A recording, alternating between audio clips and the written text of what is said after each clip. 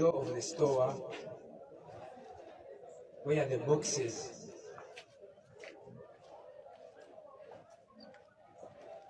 were being stored was not tampered with, and analyzed it fully, and I realized that there was nothing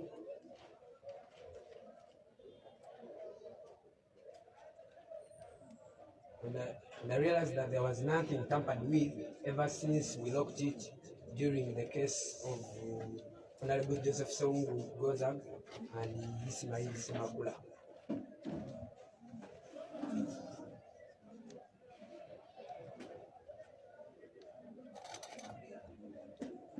I've keenly observed everything physically,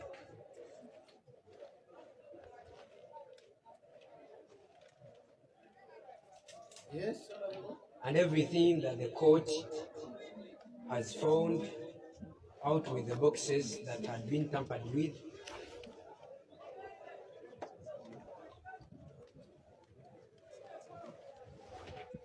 My lawyers will submit on it,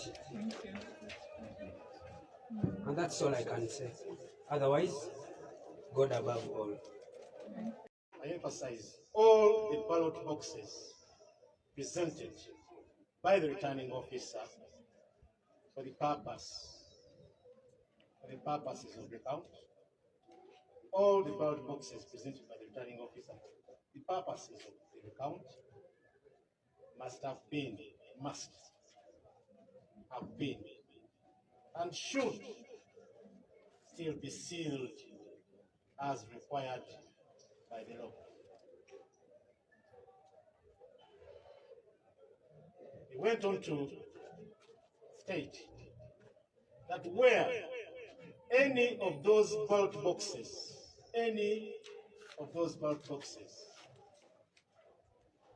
where any of those ballot boxes have been unsealed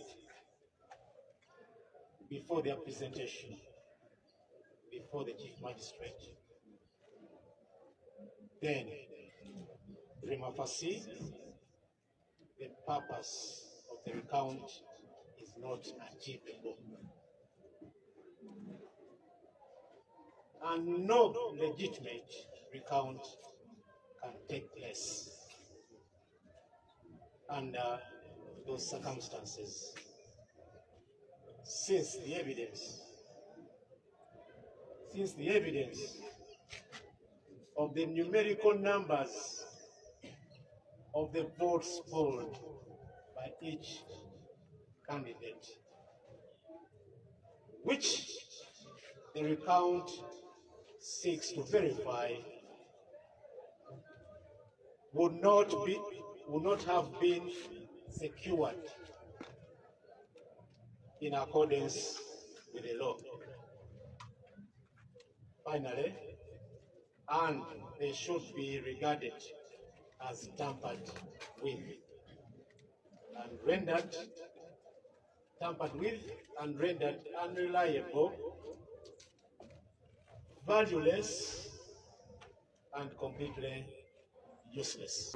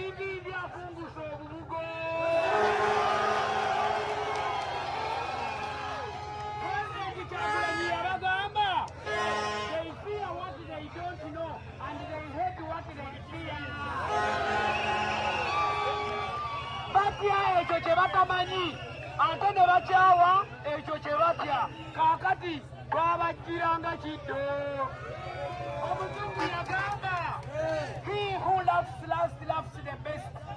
Oh,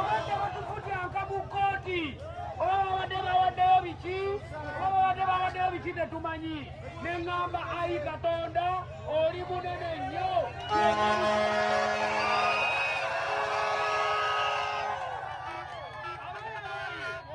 Njagala mbagambe tegabadde maanyi gaffe, tegabadde magezi gaffe, tekubadde kwagala kwa kooti, wabula kibadde kisa kya Katonda yali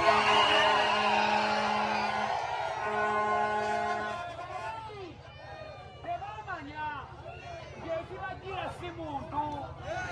Ne bagamba luli omusajja oyo namuwoninga 2017 ndikookutte ku constitution 226 tompona.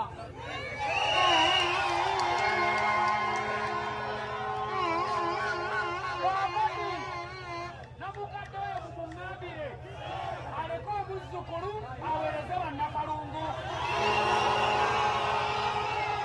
Omugambe yeewummuzeeko bw'aba alina kyeyalabira mu palamenti akintuma enja kireeta. Bw'aba emyaka 4 gye yabakulembera ng'alina kyababanja akibabuulire mu kimuwe naye ebyobukulembeze abyesonyiwe. Asaba ne banyalo baneeka mbeebaze, mwebale kuyiwawo mubiri, mwebale kuteekawo mbeera.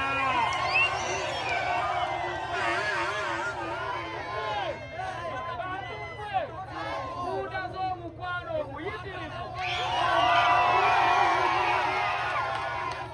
Naye ate ekisinga byonna